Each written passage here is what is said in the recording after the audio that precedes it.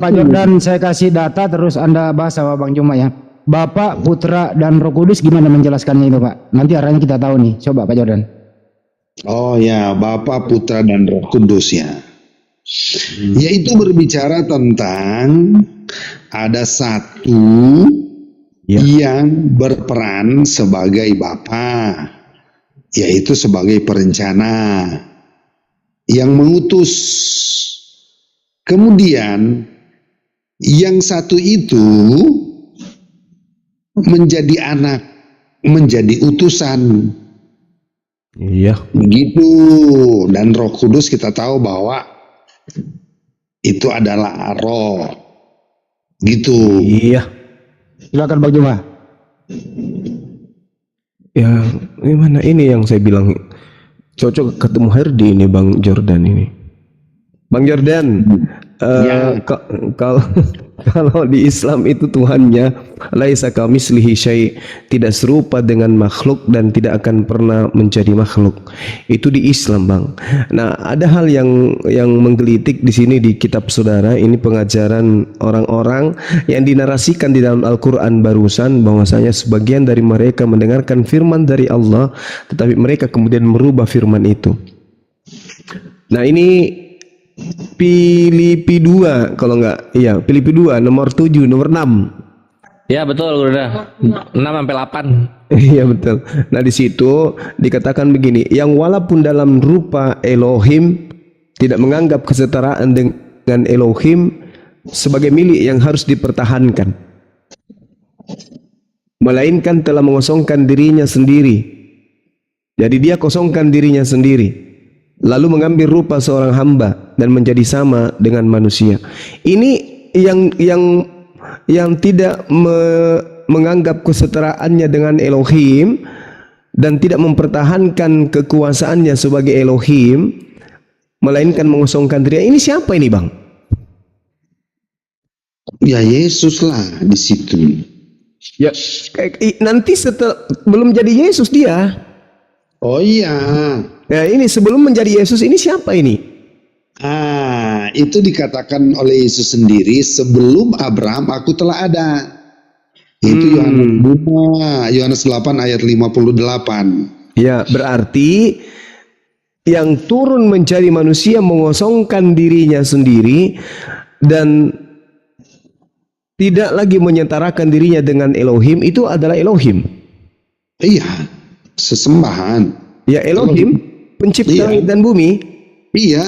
Nah, betul. Pencipta langit dan bumi datang ke bumi, mengosongkan dirinya, lalu mengambil rupa manusia menjadi sama dengan manusia. Betul? Betul. Kalau ada 1000 ya 1000 lah persen. Berarti Elohim sudah nggak ada ya, karena sudah menjadi manusia. Oh enggak lah. Di situ mengosongkan diri. Sebentar.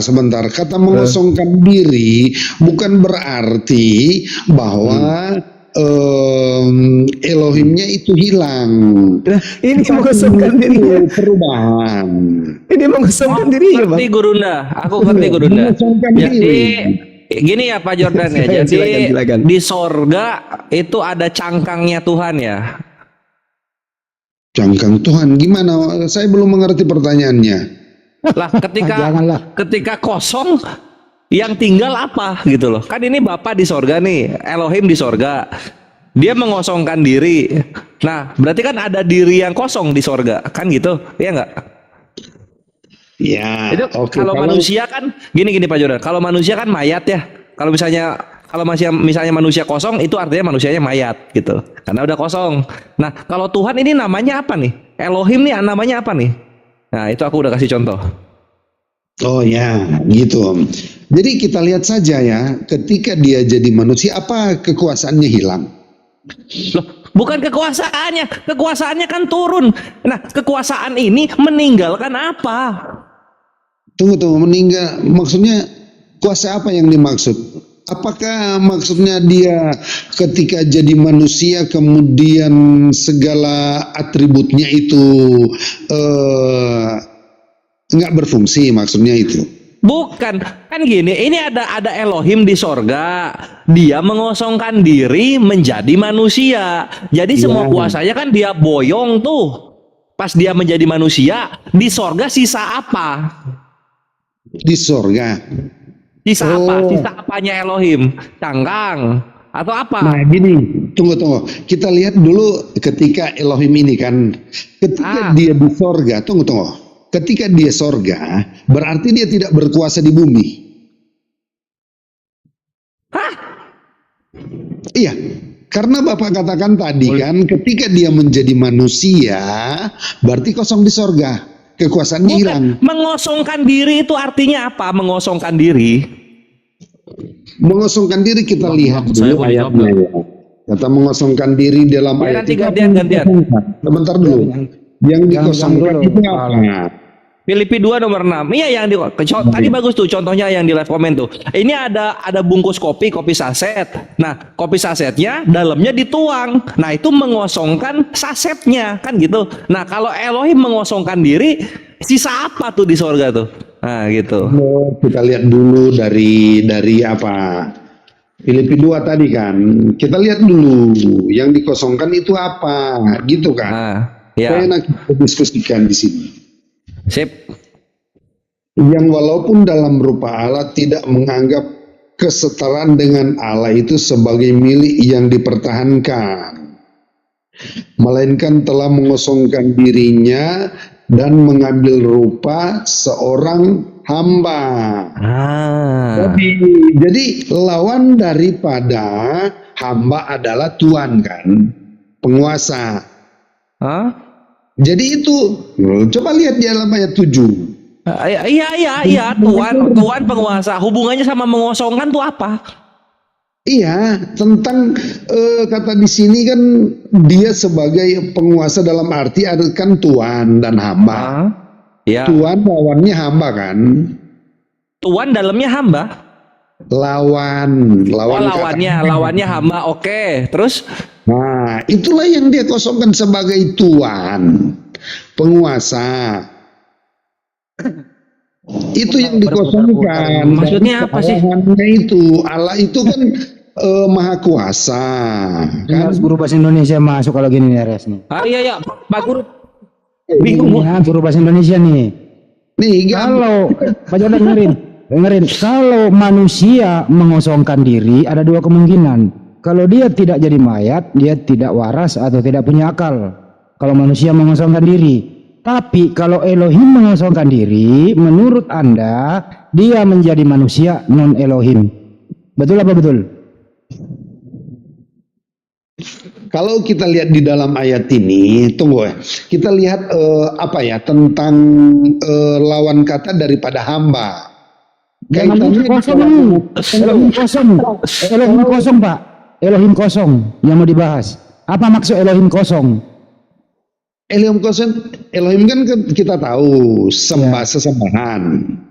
Ya, tapi dia mengosongkan diri. Berarti dia Tuhan.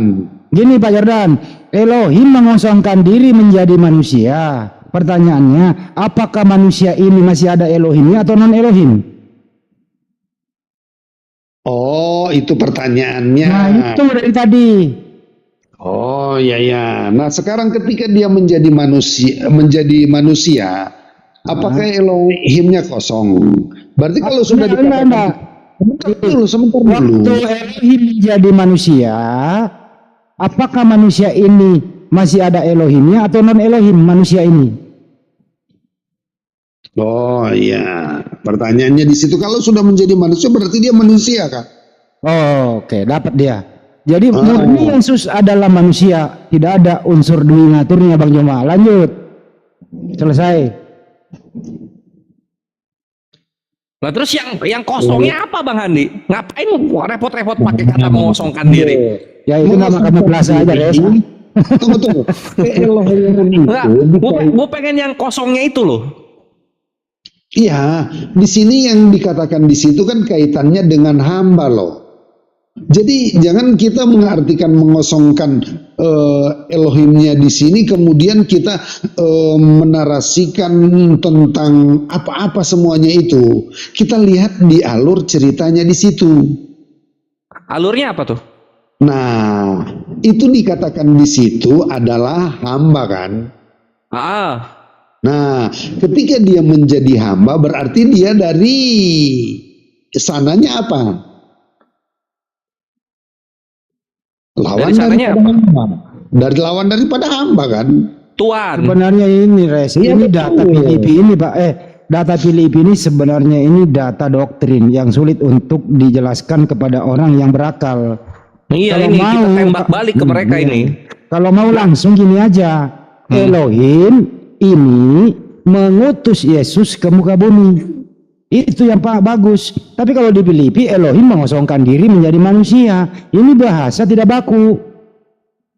Ini penafsiran gitu loh Pak Jordan. Ya, iya, jadi kayak gini Bang Hani, kayak gini nggak sih? Misalnya ya, kita contoh ya. Manusia. Loh, kok jadi ojek gua? manusia. Menjadi manusia di sini kan menjadi hamba. Nah, ini perhatikan. Ah, ini. Tunggu. Nah, ini misalnya nih, ini penuh nih. Ini penuh. Lalu kemudian mengosongkan diri. Wow, gitu kan harusnya kan? Nah, ini tuh apanya? Apa ini namanya ini? Ya, Ini saya bungkusnya. penuh nih. Donat Mengosongkan bagian diri. tengahnya. Ah, Iya, bolong sekarang kan? begini. Apa namanya? Donat, Itu donat, yang apa? Donat bagian tengah.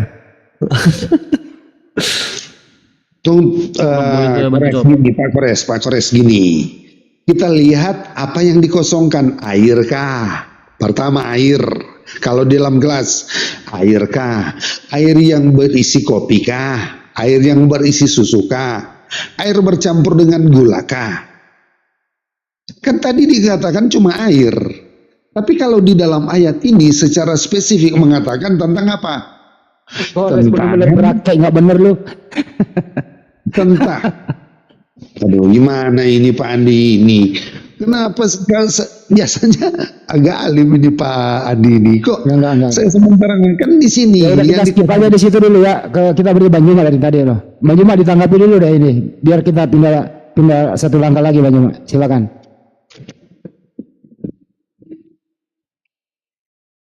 Janganlah kita bernarasi mengosongkan itu hal-hal apa yang dikosongkan. Yang pertama yang harus kita lihat kalau dari segi harafiahnya kan tentang pencipta menjadi ciptaan. Itu yang pertama. Jangan ini dulu Bang, jangan dulu mengosongkan diri dulu. Start awalnya dulu. Yang walaupun dalam rupa Elohim. Ini rupa Elohim loh. Yang nanti mengosongkan diri itu adalah benar-benar Elohim loh. Yang walaupun dalam rupa Elohim tidak menganggap kesetaraan dengan Elohim sebagai milik yang harus dipertahankan. Jadi apapun dalam rupa Elohim, kekuasaan, keperkasaan, kemuliaan, semuanya itu nanti dilepaskan. Melainkan telah mengosongkan dirinya dan mengambil rupa hamba dan menjadi sama dengan manusia. Jadi tadi Elohim ini, penggambaran Elohim itu sudah kodrat Elohim dilepaskan lalu mengosongkan diri lalu mengambil sisi kemanusiaan. Jadi Elohim melepaskan keelohiannya, melepaskan semua rupa keelohiannya menjadi bentukan manusia utuh. Karena dikatakan dan dalam keadaannya sebagai manusia ia telah merendahkan dirinya. Jadi memang tadinya maha kuasa, maha perkasa, maha pencipta. Dia dalam rupa itu, dia lepaskan, dia kosongkan itu semua. Dia masuk dalam dimensi makhluk, yaitu manusia. Lalu merendahkan dirinya, bahkan taat sampai mati di atas tiang salib. Berarti yang mati itu adalah pencipta langit dan bumi. Ada lagi Elohim, gak ada lagi. Udah dikosongkan dirinya dan mengambil rupa manusia, lalu mati dia. Udah selesai, gak ada Elohim. Nah, begitulah kehidupan orang Kristen yang harusnya. Lanjut. Oke, jadi saya tadi Pak Kores silakan dulu. Siapa yang mau ngomong? Siapa yang mau ngomong? Saya atau? Ya Pak Jordan lah. Mau ditambah? Oh ya. Soalnya tadi saya mau napas aja kok ada suara masuk nih. Jadi saya tadi ini menjelaskan mengosongkan ini ketika Pak Kores penekanannya di mengosongkan diri. Nah, kepada Bang Suma dia menjelaskan tentang kemahaannya itu kan. Jadi kita mau membahas mana? Jadi abaikan dulu ya mengosongkan itu. Kita ke mahannya dulu ya. Halo Bang Suma, itu pertanyaannya. Titik fokusnya, poinnya di situ ya Bang Suma. Halo.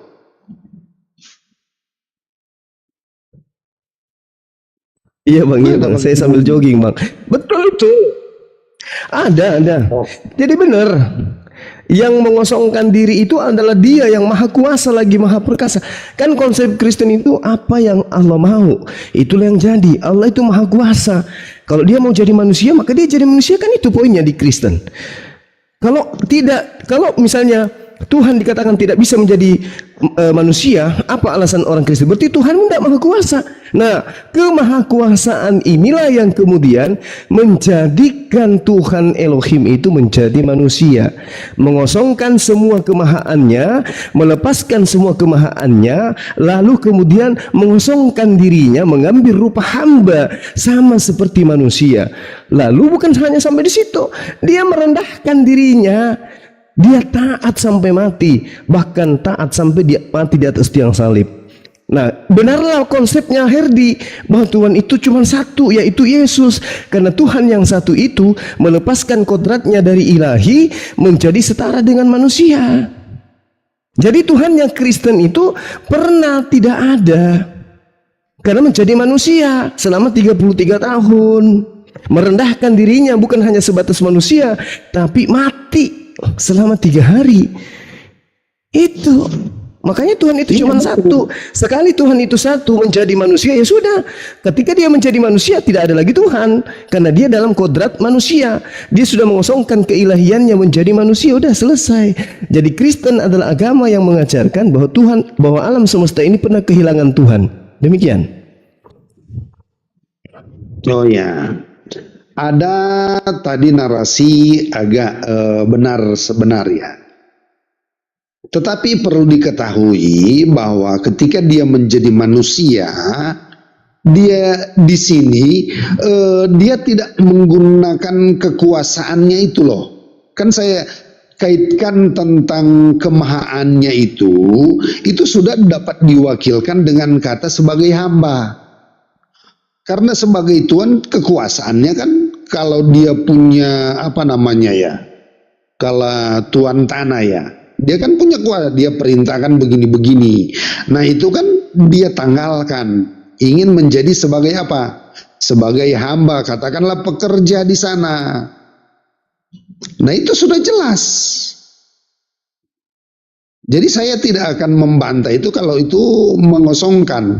Tapi jangan kita lupa bahwa yang dikosongkan adalah kemahaannya itu, tetapi Dia tetap Tuhan. Jadi gini Bang, Gitu. kalau Anda mengambil contoh Tuan Tanah ini punya jabatan besar. Tuan Tanah, Tuan Takur, dia juga adipati, sekaligus dia bupati dan seterusnya. Dia melepaskan semua jabatannya itu, kemudian masuk menjadi rakyat biasa. Di sana dia dibunuh. Yang mati siapa? Bupati. Yang mati siapa? Tuan Takur. Kenapa dia merendahkan dirinya menjadi rakyat jelata sampai dibunuh oleh rakyat jelata? Yang mati siapa? Ya yang tadi. Apakah masih ada bupati? Jabatannya ada, tapi oknumnya sudah nggak ada. Tuhan itu ada sebagai jabatan, tapi wujud daripada Tuhan itu hakikatnya sudah nggak ada, karena Dia pernah menjadi rakyat jelata dan dibunuh oleh rakyat jelata. Ini yang diimani oleh teman Kristen. Tuhannya nuzul menjadi manusia, mengosongkan diri dari kodratnya sebagai Tuhan. Dia kosongkan dirinya, lalu hidup menjadi hamba, yaitu manusia. Lalu merendahkan dirinya dan taat sampai mati, bahkan sampai mati di atas tiang salib. Selesai. Maka endingnya adalah Kristen pernah meniadakan pencipta langit dan bumi selama 33 tahun plus 3 hari 3 malam di bawah tanah. Demikian. Iya. Nah itu nanti masalahnya besar kali nanti itu Bang. Yesus yang manusia di dalam Roma 14 nomor 9, untuk itulah Yesus mati supaya dia dibangkitkan untuk menjadi Tuhan. Nah sekarang permasalahannya, Tuhan tadi yang mengosongkan dirinya tadi itu, yang sudah tidak ada lagi ketuhanannya, mati. Siapa yang menghidupkan? Nah, jadi apa yang mengatakan itu Siapa yang menghidupkan? Ya. Yang menghidupkan siapa? Penjelasan dari Bang Suma tadi itu betul ketika dia datang merendahkan. Saya tidak akan membantah itu. Ya, sudah jelas. Dia menjadi manusia, bahkan mati di kayu salib. 3 hari di alam maut sana, mati di sana, dan dia bangkit. Nah, tadi apa kelanjutannya itu? Soalnya terlalu Tadi Anda sudah mengakui enggak bahwa pencipta langit dan bumi itu meninggalkan kemahakuasaannya menjadi setara dengan manusia? Anda sudah akui kan? Betul. Nah, Sudah akui. dalam kondisinya sebagai manusia, kodrat keilahian Tuhan pencipta langit dan bumi sudah nggak ada. Ibaratkan pesawat Bang, alam semesta ini, pilotnya berubah menjadi kecoa. Nggak ada lagi yang menjalankan pesawat. Bagaimana alam semesta ini selama 33 tahun tanpa Tuhan? La haula wala quwata illa billah. Pesawat sementara mengudara di atas ketinggian 30.000 kaki, tiba-tiba pilotnya menjadi kecoa. Siapa yang menekan tombol? Allahu Akbar, meledak. Hancur alam semesta ini. Apakah seperti itu konsep diajarkan oleh para nabi? Nah, gini Pak, saya tidak akan gimana? Silakan. Di sini Lanjut. kita akan melihat bahwa dia datang dalam konteks untuk penyelamatan. Ya, untuk penyelamatan. Karena yang mati sebenarnya manusia, kemudian dia menggantikan itu. Kalau mau dikatakan bagaimana dia mengosongkan kemahaannya, ya betul, karena dia memang mati. Tetapi apakah ketuhanannya itu hilang? Tidaklah bagi kami. Apakah kekuasaan di sorga itu menjadi katakanlah, kalaupun sudah ditinggalkan kemudian apakah kacau balau di sorga? Tidak. Karena ada nubuatan, dia datang sesuai dengan nubuatan, dengan sebuah program rencana kerja dari dirinya sendiri. Begitu, karena apa? Ketika dia datang kemudian mati di kayu salib untuk membuktikan bahwa dialah yang menciptakan kematian itu sendiri, dan dialah yang akan mengalahkan maut itu sendiri, kematian itu sendiri. Sudah jelas, karena kematian itu adalah ciptaan sekunder dari dia sendiri, bukan ciptaan primer. Seandainya manusia tidak makan, pasti manusia tidak akan mati. Terciptanya kematian itu karena mereka melanggar perintah. Maka Tuhan ciptakan kematian.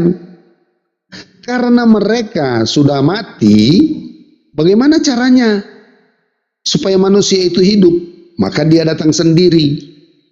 Karena apa yang dia katakan, ketika kematian itu sudah tergaris, maka dia konsekuen menggantikan posisi itu.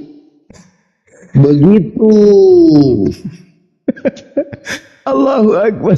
Aduh, saya punya perut sakit ini. Tuhan datang dengan program kerjanya. Gini Bang. Begini saudaraku, Bang Jordan. Tadi yang mengosongkan diri kan Tuhan pencipta langit dan bumi, datang mengambil rupa manusia, dibunuh oleh manusia. Kenapa saya mengatakan kekristenan menghilangkan Tuhan selama 22 tahun? 33 tahun. Ya, Tuhan alam semesta tidak pernah hilang kendali dia, karena dia telah menjadi manusia. Bukti ketika dia menjadi manusia, aku datang bukan atas kehendakku sendiri. Ini kehendak aja sudah nggak ada lagi. Kemudian apa? Berkata-kata, aku berkata-kata bukan dari diriku sendiri. Udah nggak ada lagi, hilang kendali. Kemudian apa lagi? Aku tidak bisa berbuat apa-apa dari diriku sendiri. Kehilangan kendali sudah dia. Lalu dikatakan tidak ada seorang pun yang tahu kapan kiamat. Anak tidak tahu, hanya Bapak. Loh, Bapak sudah menjadi manusia, semuanya hilang.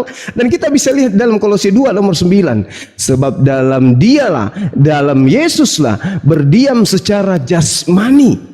Ayo, berdiam secara jasmani seluruh kepenuhan keelohian. Subhanallah.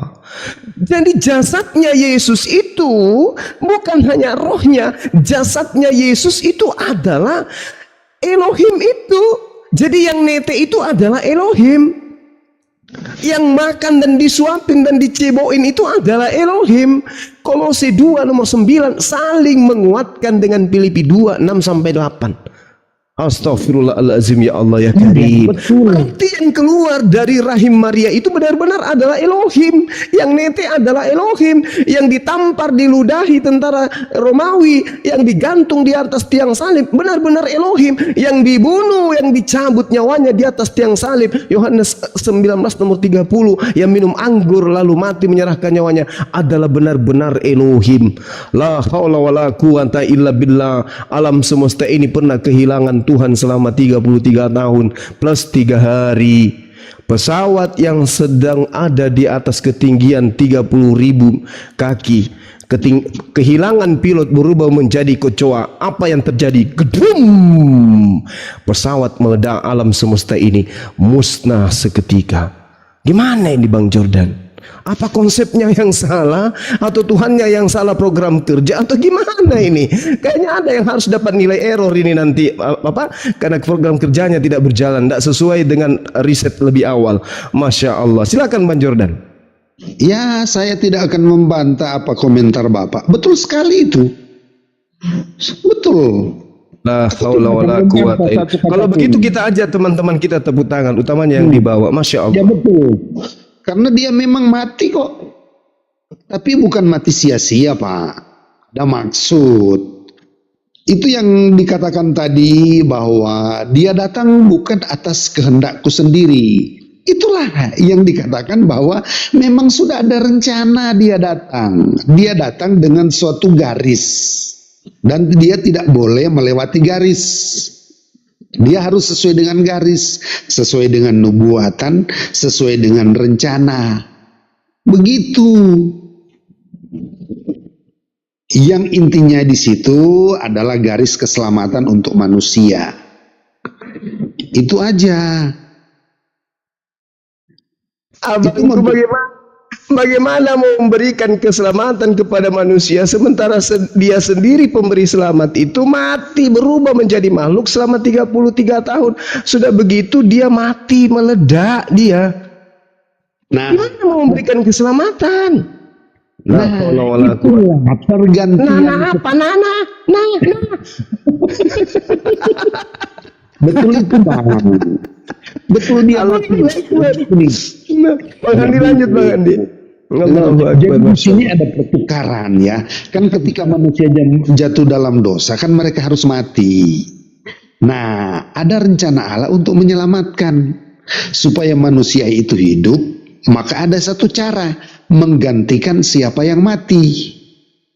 Tidak mungkin Allah yang akan mati. Jadi dia harus datang jadi manusia, menggantikan manusia yang mati, yang mati itu, supaya manusia itu hidup, dia yang mati.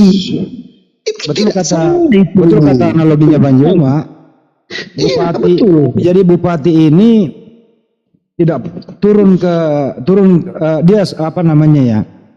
Dia ke rakyatnya menjadi rakyat jelata. Terus mati dia. Ya. Tapi orang bupatinya sudah mati, ya jabatannya masih ada. Kan gitu ya? Iya, tetap sekalipun dia manusia. Enggak, jabatan bupati ada, tapi yang sebentar Pak Jordan, jabatan bupati ada, tapi bupatinya mati, orangnya, oknumnya. Bapak belum tahu. Saya tahu gimana sih? Allahu Akbar. Masya Allah, arti saudara kematian di Jordan. dalam Alkitab ya. Iya, arti kematian. Iya, kita harus tahu mengerti arti kematian. Kematian itu kan cuma terpisah. Nah, jiwa roh itu terpisah dengan Pak Jordan, untung aja nggak ada yang sabotase jabatan bupati itu karena bupati mati. Oh, karena sudah digariskan. Makanya tidak ada malaikat yang menguasai sorga pada waktu itu.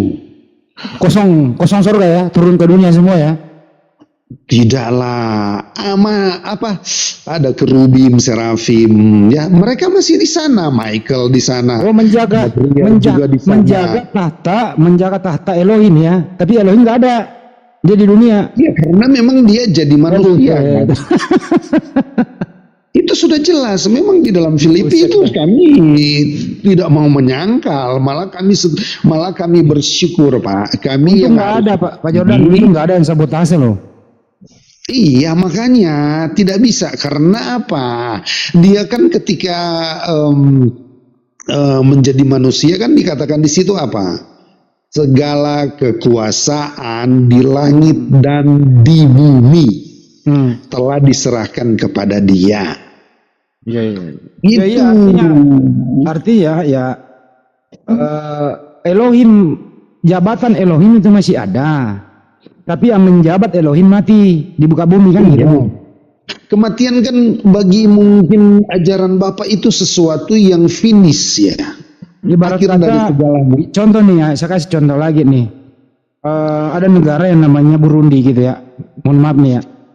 Presidennya itu turun ke rakyatnya, membela rakyatnya, dia mati. Tapi ke istananya terus jabatan presidennya masih ada. Cuman oknum presidennya ini mati gitu ya. Iya, Nah, kan gini. bagaimana kira-kira kalau ada yang kudeta itu loh, yang ngisi karena kosong gitu loh. 33 nggak tahun loh. bisa. Tidak bisa karena begini. Ya. Dari ajaran arti kematian itu akhir segalanya. Tapi di dalam ajaran kekristenan kematian itu cuma pemisahan tubuh, jiwa dan roh. Yang mati, yang habis itu adalah tubuh daging ini. Tetapi roh itu tidak akan mati. Sedangkan roh manusia itu tidak akan mati, jiwa tidak akan mati. Ya, apalagi Yesus yang memiliki roh Allah, mana bisa dia mati? Tapi persoalannya Jadi Pak yang Jordan, mati ini cuma pemisahan. Sabar dulu Ya. Saya jelaskan dulu ini ya. Iya silakan. Jadi ketika dia mati ini, rohnya itu pergi menginjili kepada roh-roh manusia. Jelas dalam melakukan ada di dalam Petrus kalau nggak salah itu ya. Melakukan penginjilan di sana. Bukanlah akhir segalanya ketika mati kemudian tidak berdaya. Justru dia yang berada di alam maut. Alam maut ini berbeda dengan neraka, Pak. Iya. Alam maut ini adalah di mana roh-roh manusia itu ada di sana, jiwa itu ada di sana, ya. Nah, inilah Yesus ke sana. Dan untuk membuktikan bahwa dia berkuasa atas ciptaannya termasuk alam maut ini. Dia yang ciptakan ini alam maut ini. Karena ketika manusia, sebentar dulu Pak, ini agak panjang memang. Karena dari sekian banyak diskusi, ya, Pak Andi mungkin belum tahu tentang arti kematian ini. Tuhan sudah apa itu ciptakan kematian, Pak? Coba terusin, Pak. Tuhan sudah ciptakan kematian ketika ada pelanggaran. Ditempatkanlah itu di alam maut sana. Di sanalah manusia itu ditampung. Nah, Yesus mati di sana, ke sana. Dan kemudian karena dialah yang menciptakan baik kematian maupun alam maut, maka dialah yang akan apa? Keluar dari sana. Dialah yang sulung pertama-tama keluar dari sana. Maka itulah yang disebut dengan kebangkitan. Iya, paham. Begitulah. Jadi Padahal lebih duluan Lazarus bangkit daripada Yesus. Oh iya, betul sekali. Tapi Lazarus mati juga. Apakah Lazarus hidup? Bentar dulu Pak Jordan. Tidak. Jadi Jadi Elohim ini menciptakan kematian, terus mengalami kematian, terus kemudian bangkit dari kematian, gitu ya? Itu memang betul. Ya betul. Elohim menciptakan kematian, mengalami kematian, terus menikmati kematian, gitu ya? Iya, karena ketika Ya, manusia mati, itu kan dia mengasihi manusia, Pak. Masuk ulang yang itu. Jadi di sini, Pak, coba perhatikan.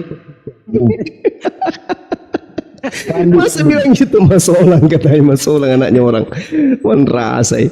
Lanjut semangat Bang Yuran, semangat. Ya, betul. Jadi gini Pak Andi, ketika manusia ada di Taman Eden kan Tuhan sudah bilang, jika engkau memakan pohon pengetahuan baik dan jahat itu pastilah engkau Jangan akan makan pohon Bang, masa pohonnya buahnya buah pohon. buah. Jangan makan Oke. pohon. Salah makan pohon. Buah. Jika engkau makan buahnya itu pasti engkau mati. Nah, disitulah kematian itu diciptakan oleh Tuhan sendiri. Gini Gitu. Pak Jordan, ya Pak Jordan, jangan kemana-mana dulu ah. Jadi gini ya, Jelas itu kok. jadi Elohim mengosongkan diri menjadi manusia. Elohim menciptakan kematian.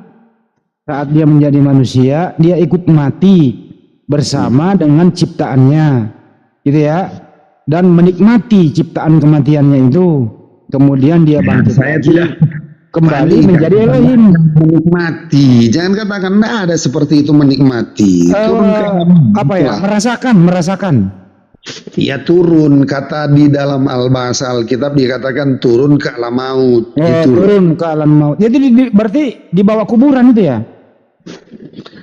Kuburan itu kan cuma berdiamnya tubuh daging ini menjadi tanah. Iya, alam maut kan di bawah tanah, Pak. Alam maut kan di bawah tanah, Pak. Oh, tunggu. Kita Ya. tidak bisa katakan itu seperti itu, tapi boleh-boleh saja ya. Tetapi jelas itu bahwa tubuh ini kan kembali kepada debu tanah.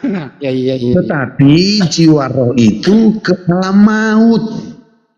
Oh, jadi Dan begini ya. lagi. Jadi Elohim, Pak Joran, jadi Elohim yang Anda maksud itu ya, merasakan kematian di alam maut, begitu ya? Ya, betul. Ya. Iya, betul. Jadi Elohim pernah mati. Iya, memang betul. Yang mati kan cuma yang binasakan adalah tubuh, tetapi roh jiwa itu nggak mati. Manusia aja nggak mati, apalagi Yesus. Artinya, Itu kan kalau di dalam berapa begini. hari Pak itu di alam maut itu, Pak? Berapa hari dia beraktivitas di alam maut? Kalau Yesus, Berapa? kalau Yesus kan 3 hari gitu. Kalau loh. Elohim berapa hari? Iyalah. Oh ya, Di 3 sana. hari. Nah saya Pak, ini satu gambaran. Kan saya sudah sering diskusi dengan Muslim yang lain, mengatakan bahwa ada siksa kubur yang disebut dengan alam barzah. Elohim kena siksa kubur juga. Elohim kena siksa kubur juga. Elohim. Oh, nggak ada di dalam ajaran kami itu mengatakan alam maut itu adalah siksa kubur, bukan seperti itu. Sebab di dalam Daniel, ngapain jadi kuburan, Pak? Ngapain jadi kuburan, Pak? Tunggu Pak. Tuh, Iya, di coba, dalam Daniel 12 ayatnya yang terakhir, Yesus katakan begini kepada Daniel, tapi engkau Daniel beristirahatlah. Kata beristirahat itu engkau mati, tetapi akan dibangkitkan lagi, gitu. Jadi di alam kubur itu, Pak, ngapain aja sih Elohim itu, Pak? Alam maut itu ada di dalam 1 Petrus, dia itu menginjili. Ada roh-roh di sana. Roh-roh siapa aja, Pak? Roh-roh yang meninggal yang belum mendengar tentang Taurat juga di sana. Ada rohnya Paulus nggak, Pak? Ada rohnya Paulus nggak di situ? Ya jelas ada di sana, tetapi bukan ketemu ada di sana. Tetapi yang menjadi tujuan Yesus ke sana bukan roh Paulus, tapi mereka yang belum mengecap tentang hukum hukum Taurat dengan Injil yang diberitakan. Oh, jadi mengajar Taurat dan Injil di alam kubur. Injil. Oh, mengajar. Jadi masih Iya. ada kesempatan orang belajar di alam kubur. Iya, karena kan mereka berbeda dengan Pak Andi. Kalau Pak Andi sekarang ini mendengar tentang Injil, tapi mereka itu tidak dapat dijangkau oleh hukum Taurat dengan Injil itu sendiri. Iya, paham, Pak. Ini Iya, ada gitu. holy. Dengerin dulu, Pak. Ini ada holy. Jadi holy lu masih ada kesempatan 2 kali nanti kalau lu mati. Lu masih ada kesempatan nanti di alam kubur belajar Injil sama Taurat. Lu santai aja di situ. Holy. Bukan itu, Pak. Bukan itu. Roh yang saya maksudkan di situ adalah mereka yang tidak pernah mendengar waktu masa hidupnya, tidak mendengar tentang hukum-hukum Taurat, Orang-orang yang tidak percaya hukum Taurat dan tidak mengenal di Injil lagi di sana diajarin. Salah pertanyaannya, bukan tidak percaya, mereka yang tidak pernah mendengar. Perhatikan kata saya. Lihat, tidak Mereka pernah mendengar. tentang ajaran Tuhan. Kayak orang-orang tidak pernah mendengar dakwahnya Yesus gitu ya. Nah, didakwai ulang lah, diceramai ulang di sana, diajarin ulang. Bukan orang-orang yang mati sebelum Yesus. Oh, orang-orang yang mati sebelum Yesus. Berarti ada para nabi dong di situ. Tunggu. Tadi kan pertanyaan tadi, dia menginjili Roh Paulus. Kan sebelum mati pada waktu itu. Bagaimana dia misalnya rohnya Nabi Adam ada? Ada, tetapi bukan mereka sasaran daripada Yesus. Kira-kira siapa itu, Pak ya? Mereka yang jelas saja ada manusia kan.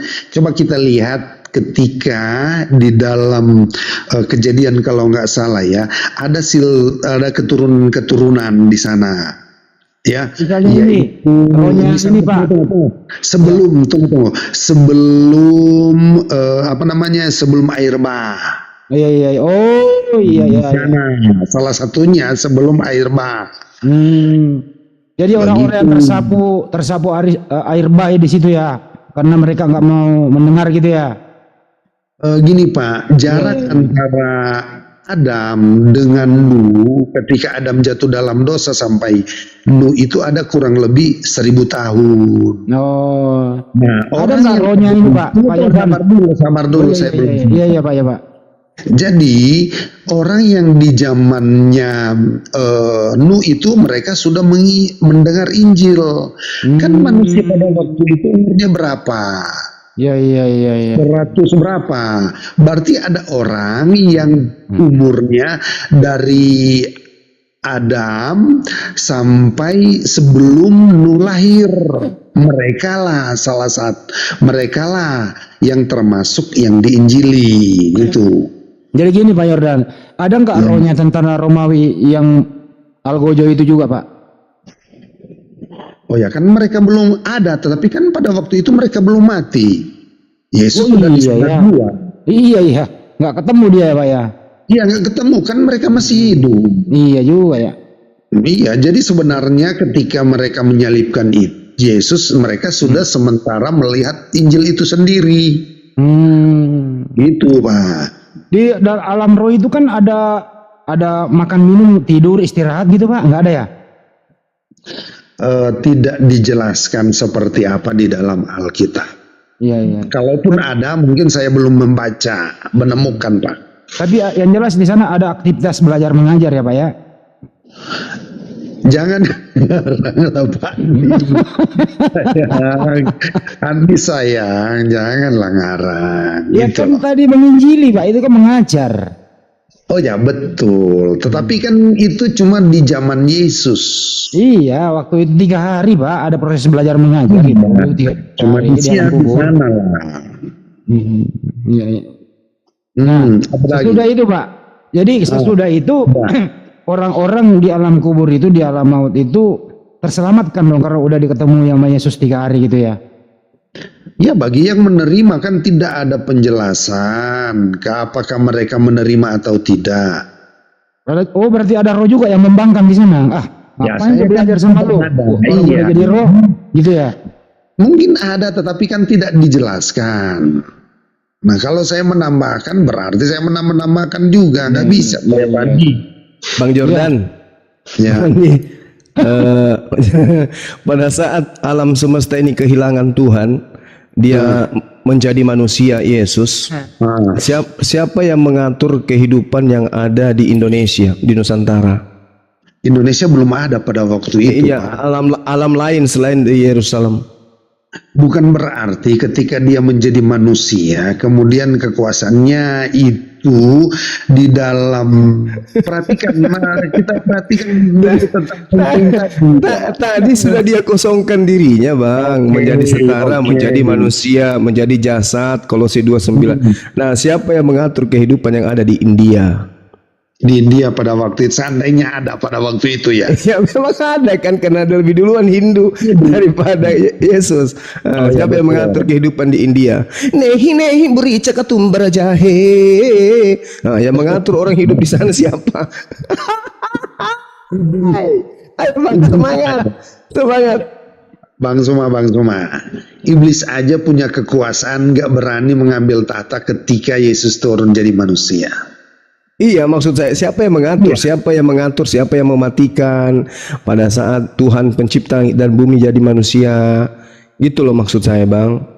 Siapa yang mengatur ikan-ikan yang ada di laut, burung-burung di udara, yang orang mau melahirkan dan seterusnya. Orang-orang, pokoknya siapa yang mengatur kehidupan setelah Tuhan penciptanya itu berubah menjadi manusia, apalagi pada saat dia penginjilan di dalam kubur. Siapa yang mengatur kehidupan, Bang? Oh ya. Oke. Ini kan sudah berada pada sebuah sistem. Oh, ada program kerja? Bukan. Bukan Ini lagi. sudah diatur yang disebut dengan natural, ya, alami. Tapi yang mengatur Tuhan itu penjaganya sudah nggak ada. Selesai Ada PJS, ada PJS. Ada BPJS. Simpan dulu pertanyaan, nanti selesai dulu ya. Bahwa ketika ini sudah diatur, bukan berarti ada lagi yang akan merubah, karena dia sudah atur. Contohnya ya, ketika manusia memakan buah pengetahuan baik dan jahat ini, kita berada di dalam dunia pohon itu. Nah, itu sudah ada sistemnya di sana. Jadi ketika Tuhan pun mati, bukan berarti bahwa sistemnya berubah di sana. Nggak seperti itu. Kan dia cuma datang sesuai dengan penggenapan nubuatan. Oh, begini Pak Rencananya Jordan. Waktu dia turun ke bumi, dia sudah terformat selama 33 tahun yang terjadi, Pak Juma. Begitu. Dia udah format dulu. Begitu.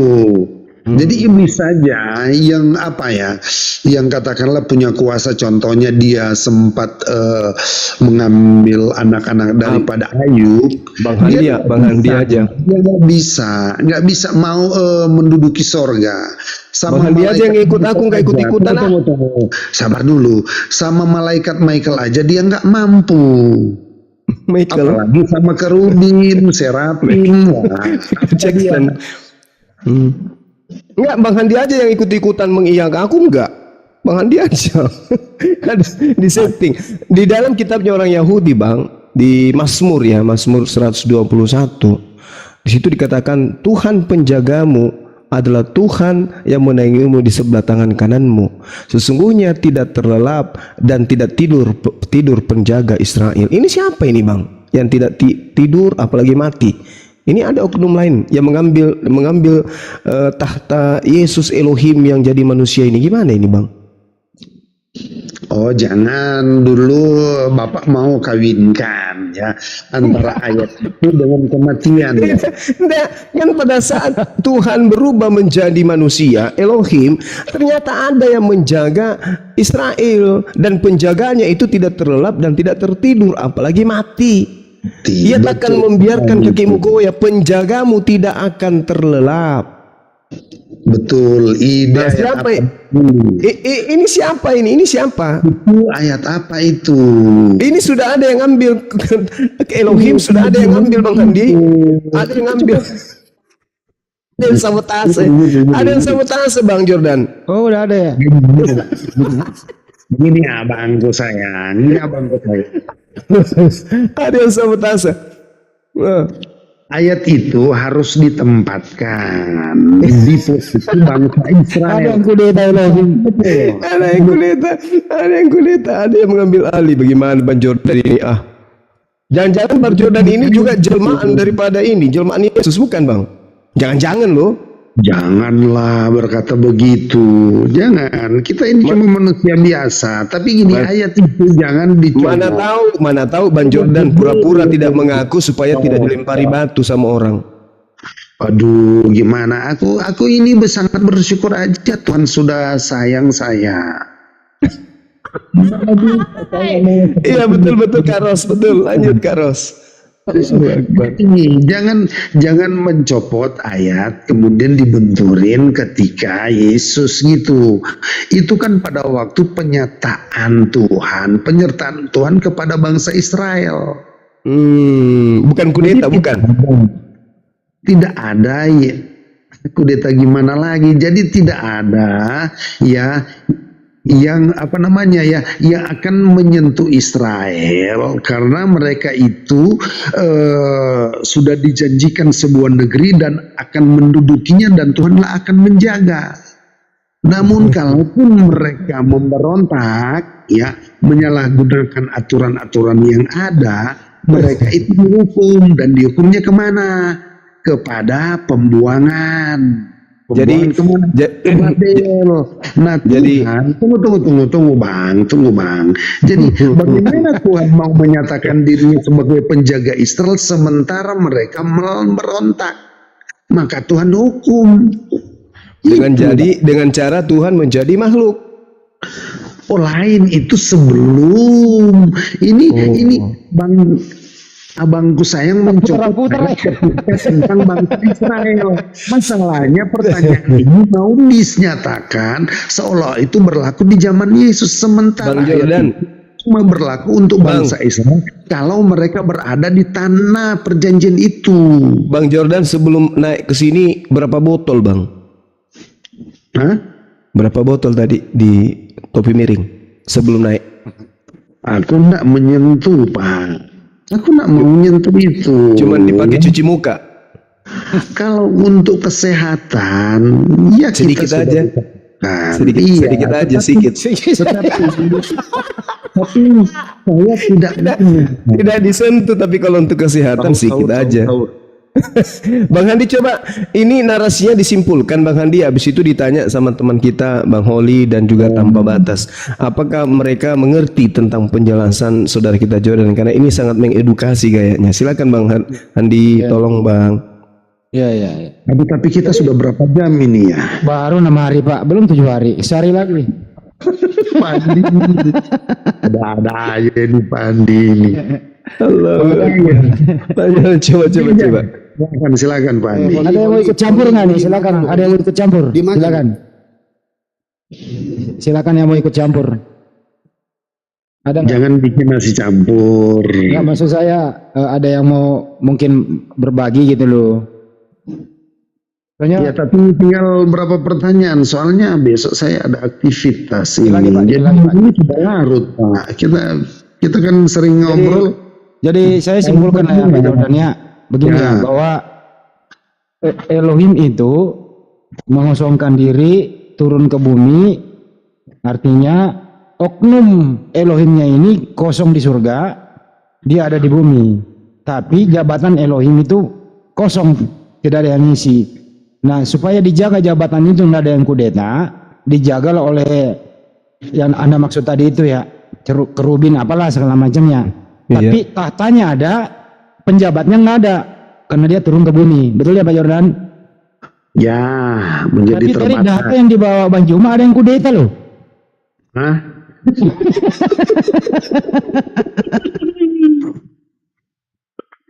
Gimana itu Pak, ada yang kudeta dia? Lanjut dulu.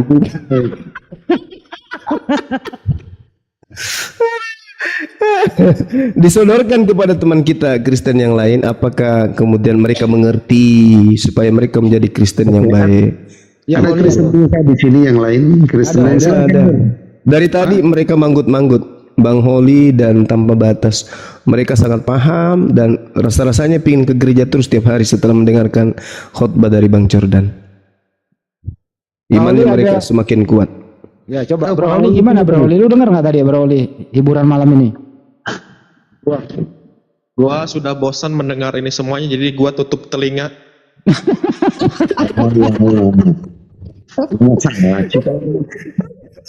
Bagaimana ini host tamunya tutup telinga dan mendengarkan? Ya Allah ya Karim. Lanjut. Gini. Enggak gini loh. Aku mau tanya sama Pak Oli. Tunggu. Gimana? Enggak. Saya mau tanya. Bentar, bro. Saya tanya apa Pak Oli? Gimana? Pak Oli, saya boleh tanya. Kalaupun memang sudah bosan, berarti Bapak bisa menjelaskan lebih terperinci lah dari saya. Silakan. Gini brother, kita ini sebagai orang Kristen, ya kan? Ini kan hampir setiap hari gue ikut diskusi seperti ini. Lagi-lagi gue harus mengeluarkan sebuah kata-kata seperti ini bro. Tar. Bahwa manusia itu tidak dapat mengerti atau membuat bisa dimengerti perihal tentang Tritunggal. Otak kita yang terbatas tidak mungkin bisa mengerti sepenuhnya tentang Allah yang tak terbatas. Ya, jadi kalau seseorang pernah berkata bahwa mereka itu bisa mengejarkan doktrin Allah Tritunggal, mengerti secara sepenuhnya, maka itu pasti adalah ajaran sesat. Jadi sampai ayam tumbuh gigi pun kita nggak akan bisa sanggup, Brother Jordan, untuk menjelaskan hal seperti ini kepada mereka. Seperti Gini Pak, gini Pak, Bapak kayaknya nggak nyimak ya. Kami tidak membahas Tritunggal. Coba tanya Pak Andi di sini. Loh, Kenapa Allah Bapak membahasnya dari Allah Tritunggal? mengosongkan diri, kan Tritunggal nanti ujung-ujungnya pasti ke situ. Contoh tadi kan Allah mengosongkan diri, ya kan? Itu manusianya kemana Allahnya? Itu kan sama halnya bolak-balik ke situ. Oh, Jadi kita nggak akan bisa memahami secara sempurna Pak tentang konsep, tentang pekerjaan Tuhan. Kita nggak akan bisa memahami sepenuhnya. Makanya itu yang saya tadi katakan, kalau bisa kita memahami konsep Tuhan, kok dia bisa jadi manusia, kok dia bisa mengosongkan diri, seperti itu. Nanti Bang Juma pasti kutip lagi ayat di Amsal, jangan bersandar kepada pengertian, kayak gitu. Ya Bang Juma. oh jadi maksudnya begini. Kenapa? Jadi Iya, betul. sengaja diam. Betul, sabar Pak Bang Cuma. Jadi Bapak tadi diam bukan berarti mau membantah saya atau setuju dengan saya, tetapi nggak mau diskusi dengan mereka gitu Pak. Saya setuju dengan Bapak. Oh, pasti saya setuju banget, Pak. Makanya saya terus dampingi tadi. Dan tadi Bapak ketika Bapak lagi ngobrol, saya berdoa, Pak, buat Bapak, Pak. Itu yang pertama. Yang kedua, saya ini hampir tiap hari diskusi sama mereka, Pak. Dan diskusinya itu bukan 1 jam, 2 jam, bahkan bisa sampai jam 5 subuh, Pak. Dan itu bolak-balik ke situ terus. Makanya kalau saya secara pribadi, saya menutup diri ketika berdiskusi hal-hal seperti ini. Lebih baik contoh, di mana keaslian Alkitab, keabsahan Alkitab. Kemarin saya sama Bang Handi perihal tentang dogma beribadah, ya kan? Karena kalau kita berbicara tentang keilahian kekristenan, itu pasti muter-muter, Pak. Dan jadi bingung. Oh ya Pak, Oli, gini. Aku kan tadi cuma menjawab pertanyaan. Saya mengalir aja karena ditanya itu yang saya jawab. Gitu, saya datang bukan dengan memakai tema dan lain-lain sebagainya. Aku cuma masuk kan tanya sama Bang Andi, apakah saya sangat jarang di sini atau gimana, pernah ketemuan atau tidak? Tanya Bang Andi aja sendiri. Pak Jordan ini sparring kami diskusi udah 60 tahun yang lalu. Ini baru 60 tahun baru nongol lagi nih. Gitu. Iya ya, luar biasa ya. Iya. Jadi umur Pak Jordan itu 120 tahun sekarang. Dia terlalu banyak bunga-bunganya Pak. Jadi terlalu melebih-lebihkan lah. Makanya kami diskusi ini lihat aja ketawa-ketawa. Memang sudah dari jumlah ya Pak Andi ya. Iya Pak Jordan. Daripada jumlah kita memang sudah, cuma saya paling suka dengan Pak Andi ini karena dari Zoom ini saya sudah kenal, wah ini pertanyaannya tajam, menggigit, pedas. tetapi punya etika. Itu yang saya suka loh. Membuat iman saya harus menggali lebih dalam tentang Alkitab ini. Sebab Membuat gigi Pak Jordan juga keriting ya Pak ya. dengan pertanyaan-pertanyaan ini, saya mau melihat bahwa, aduh, pemahaman saya kok masih kurang. Sebab ada pertanyaan-pertanyaan yang sangat menusuk gitu loh. Ya, paling tidak Bang Jordan ini jujur dibandingkan yang lain, bahwa keadaan ketuhanan Kristen itu sebenarnya kalau mau kita ikuti alur Bible, maka yang benar itu seperti Bang Jordan, Tuhannya menjadi manusia, tidak mempertahankan keilahian, tetapi mengosongkan diri, menjadi setara. Jadi terbatas karena dia mengatakan setara dengan manusia. Berarti batasnya sudah ada. Cuman teman-teman Kristen ini kan maksudnya tidak masuk akal deh, makanya dia paksakan dengan konsep Tritunggal. Itu sebenarnya pemaksaan, mau menuhankan Yesus tapi tidak masuk akal, sehingga muncul konsep Tritunggal. Tritunggal itu sebenarnya akal-akalan, karena ketidakberdayaan kemudian menjadikan Yesus yang manusia itu seperti benar-benar Elohim. Maka dia mengatakan dia hanya dalam rupa manusia, pada saat dia mati dia manusia, pada saat dia membangkitkan orang dia adalah Tuhan. Kayak gitu, mereka yang bingung sendiri, Bikin dominator dia ya. Pak Jordan ini yang benar, yang lainnya itu malu-malu mengakui. Sebetulnya sih nggak bingung juga ya, nggak bingung juga. Bagaimana tidak bingung Bang Holi? Di sisi lain Tuhan, di sisi lain manusia. Bagaimana bisa Anda mengatakan sebuah cincin itu adalah cincin emas 100%, kalau cincin itu juga 100% adalah batu biasa? Kebingungan demi kebingungan yang kemudian dibungkus dengan asumsi liar, itu pasti tuh. Tengok aja. Makanya Anda menghindari membahas ini kan? Anda lebih condong kepada kitab tentang yang lain-lain daripada konsep ketuhanan. Karena Tritunggal itu adalah wujud ketidakberdayaan Kristen mempertanggungjawabkan bahwa Yesus itu adalah Tuhannya mereka. Mau mengakui dengan mulutnya tapi akalnya menolaknya. Inilah yang terjadi. Bang Jordan ini adalah contoh Kristen yang paling jujur di antara semua Kristen yang pernah saya temui. Bang Juma, tapi kenapa? Bang, kita nomor rekeningnya tuh, Bang Juma, kirim nomor. Bang Juma, Iya, gimana Bang? kemarin kenapa kamu menjatuhkan saya? Katanya saya ini raja pembual. Kenapa Iya, kan? orang bilang sepertinya mengangkat-ngangkat gitu loh? Bukan gini Bang, gini saudaraku Jordan, ini kalau berbicara mengenai Tuhan itu hakikatnya 1, 2 atau 3. Anda adalah Kristen yang paling jujur. Tuhan itu satu, yaitu yang telah menjadi manusia, itulah Tuhan itu sendiri. Anda yang paling top di bidang itu. Tapi ketika kita teliti lagi, kita bedah di meja akademisi tentang Tuhan yang satu itu adalah anak Maria, di situ Anda jadi pembual.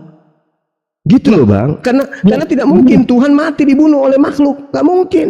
Nggak mungkin Tuhan itu makan ikan goreng, nggak mungkin. Nggak mungkin Bang. Apakah saya harus menyangkal perkataan daripada malaikat? Dia katakan kepada Maria apa?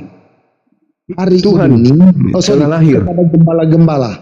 Ya, Lukas 2 ayatnya yang ke-11. Perkataan malaikat kepada gembala. Apakah itu harus saya gugurkan? Bukan ada gugurkan. Bukan. Ketika saudaraku Jordan mengatakan Tuhan menjadi manusia, manusia dibunuh oleh manusia, maka konsep ini Anda dapatkan dari mana? Konsep itu yang batil, konsep itulah yang harus ditolak. Kalau ada sebuah kitab yang dianggap suci mengajarkan seperti itu, tolak kitab itu tidak benar. Nah sekarang kitab Anda adalah kitabnya orang Romawi Yunani. Dari mana mereka mendapatkan kitab-kitab itu? Cerita-cerita tentang Tuhan menjadi manusia itu dapat ilmu dari mana coba? Di mana? Endingnya di mana? Oh, di Paulus. Paulus mendapatkan legitimasi dari mana? Mengajarkan Tuhan pencipta langit dan bumi menjadi manusia, setara dengan manusia, mati dibunuh manusia. Paulus dapat ilmu dari mana ini? Kira-kira status Paulus ini siapa sih? Siapa nama bapaknya? Dia dari keturunan mana? Oke, kita lupakan Paulus. Saya lupakan Paulus karena jangan dilupakan karena sumbernya dari sana, Bang. Artinya begini, kesaksian Paulus, oke, saya pakai kesaksian Yohanes. Apakah Bapak akan menerima itu? Sama aja, Yohanes murid Yesus, Bung. Yohanes, saudaraku, Yohanes murid Yesus di dalam Kisah Para Rasul 13 nomor 4 adalah seorang yang tidak berpendidikan dan idiot. Itu satu. Kedua, murid Yesus bukanlah penulis kitab Yohanes. Kenapa? Coba Anda baca di dalam Yohanes 21 nomor 24 25. Apa yang dinarasikan di situ? Penulis kitab Yohanes menerima kesaksian dari Yohanes anak Zebedeus. Berarti si yang tidak berpendidikan dan si idiot ini memberikan kesaksian di depan penulis kitab Yohanes. Berarti catatan buku Yohanes itu adalah catatan orang yang tidak dikenal, yang mendapatkan data-data dari kesaksian-kesaksian dari orang yang diceritakan tidak berpendidikan dan idiot, yaitu Yohanes anak Zebedeus. Apakah ini mau dijadikan sebagai sandaran untuk beriman? Oh, salah Bapak, salah Bapak. Ya, silakan Anda salahkan saya kalau yang data yang saya sajikan itu tidak sesuai dengan Bible Anda. Silakan aja. Saya sih tidak ada masalah.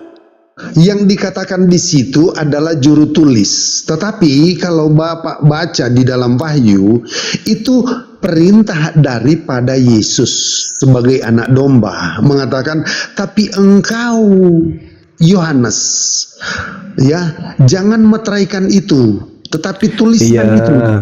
Nah, abangku tahu, ngerti. Sabar dulu. Silakan. Tapi kan di dalam Kisah Para Rasul, Bapak mengatakan bahwa Yohanes itu tidak terpelajar. Bukan cuma tidak terpelajar, Bang, disebut tidak terpelajar dan idiot. Betul. Gimana orang idiot itu bisa menulis? Iya, sabar. Itu tahun berapa? Itu cuma jarak beberapa bulan ketika Yesus naik ke sorga. No. Sabar. Tidak, Bang. Hampir 100 tahun. Sabar. Kisah Para Rasul.